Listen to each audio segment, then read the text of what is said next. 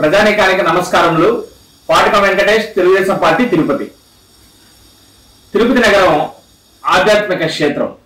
అలాగే తిరుపతి నగరాన్ని అంతరిక్ష రంగంలో అగ్రహంగా తీసుకుపోవాలనే విజనరీ ఆలోచనతో గౌరవ ముఖ్యమంత్రి వర్యులు నారా చంద్రబాబు నాయుడు గారు తిరుపతి సమీపంలోని రౌతుస్వరమాల వద్ద దాదాపు 2800 ఎకరాల్లో స్పేస్ సిటీని స్థాపించబోతున్నారు.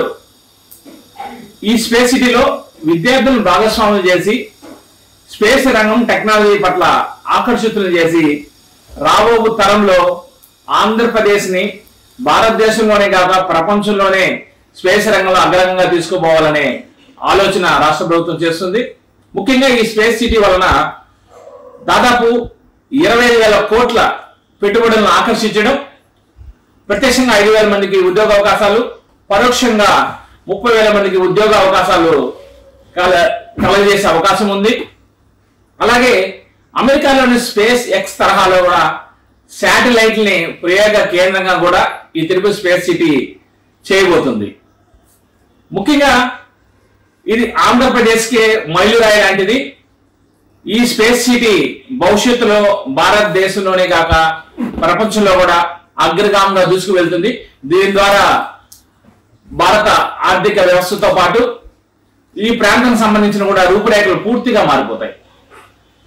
అలాగే దీంట్లో పెట్టుబడులను ప్రోత్సహించడానికి నూతనంగా ఇన్క్యుబేటర్లు యువతను ఆకర్షించేందుకు 25% నుంచి 45% రాయితీలను కల్పిస్తుంది.